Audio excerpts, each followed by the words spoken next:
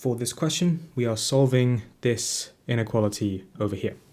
Okay, so common mistake for this question is to multiply both sides of this inequality by x.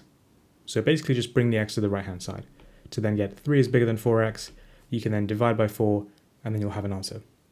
The reason that is not correct is because we don't know what the sign of x is. So x could be positive or negative. Why is that a problem? That's a problem because when you multiply both sides of some inequality by a negative number, the inequality changes direction. It will become, well, in this case, it will become less than. Because we don't know whether x is positive or negative, we don't know which way the inequality should be, and therefore we don't know if this is the next line of our manipulation, therefore this is not correct. So how do we overcome this problem? How can we multiply both sides of the inequality by something where we know what the inequality will be after the multiplication? We can times both sides by x squared. X squared we know to be positive, and timesing both sides by x squared will get rid of this denominator and enable us to rearrange 4x. So if we do that, this then becomes 3x is bigger than 4x squared. Now bring everything to the right hand side, so it becomes 4x squared minus 3x. That'll be on the right hand side, so that'll then be less than 0. So I'll just reverse that whole thing around so it looks like this. And again, because we times both sides by something which we know to be positive, something squared must be positive. That means that the inequality will preserve its direction. It won't flip. Now we can factorize. So x multiplied by 4x minus 3 is less than 0. And then to solve this, we can do a sketch. So if you were to set this equal to 0, then the two roots of that quadratic would be 0. And also from this one, you end up getting 3 over 4, which is over here. It's a positive quadratic because when you times these two things together, you get positive 4x squared. So that means it has this kind of shape as opposed to this shape. And then we are trying to see where it's less than 0. So that will be this region over here.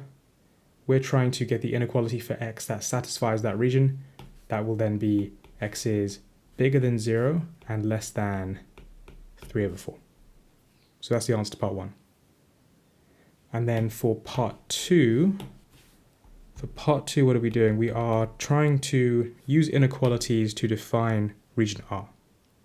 Okay, so having a look at the diagram, we can see that region R is beneath this curve and it's above this line that we see over here. Okay, what do we know about those two things? Well, we have the equation of the quadratic. The quadratic C has this equation, 2x squared minus 50. Let's write that down. So we have that. And then we know for the line that the gradient is 3. And we know that the two things intersect on the negative x-axis. So they intersect over here. Okay, so if this line has a gradient of 3, we know the equation of that line will be y is equal to 3x plus c. We don't know what c is. And then in the text above, it just says, the figure shows a sketch of the curve in the straight line. Infinite region R, shown shaded in the diagram, lies in quadrants 2 and 3. So this is quadrant 1, this is 2, this is 3, and this is 4. And it's bounded by C and L only. Okay, so not much information there that we can use. Our first step would be to work out the equation of this line over here. So to do that, we have to have a point on that line. We know the line crosses the x-axis at this point over here, which is the same place where the quadratic crosses the x-axis, or it's one of the points where the quadratic crosses the x-axis. So then we can factorize, or rather solve the quadratic. So if I set 2x squared minus 50 to be equal to 0, so I'm basically setting the y-coordinate to be 0, that would be when the quadratic hits these 2 points over here, so it hits the x-axis. And then rearranging that, we get x squared is 25. That's just moving the 50 over and dividing by 2. We then get x is plus or minus 5. So right-hand side point is 5, 0. Left-hand side point is minus 5, 0. Those are the two coordinates. So we can then put that minus 5, 0 into the equation of this line over here. So then that becomes, I'll just write them down, minus 5, 0, putting that into y is equal to 3x plus c.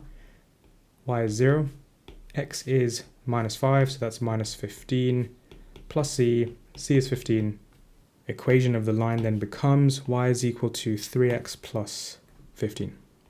Okay, now we have the equation of the line. That means that region R will be above that line, so we can represent that as an inequality as y is bigger than 3x plus 15.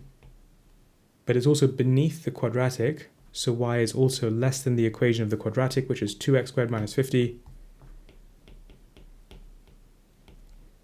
So we get that.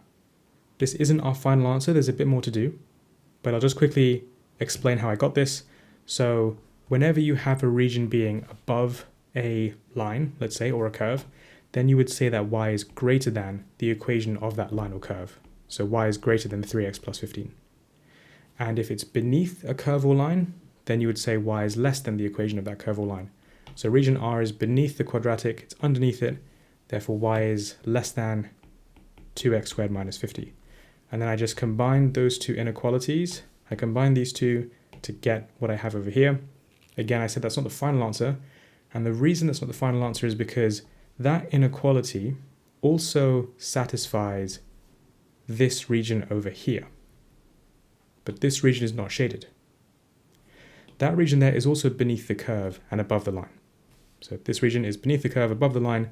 This region here is also beneath the curve, above the line, but it's not part of the shaded region. So how do we exclude that? Well, one way we can do that, if I draw a line through minus 5, like this, it's everything to the left of minus 5. Or more specifically, it's everything to the left of x is equal to minus 5. That's the equation of that dashed line. So then to just have that region on the left-hand side, we can also say that x is less than minus 5. So it's these two things combined. Those two inequalities combined would be region R. That is our final answer.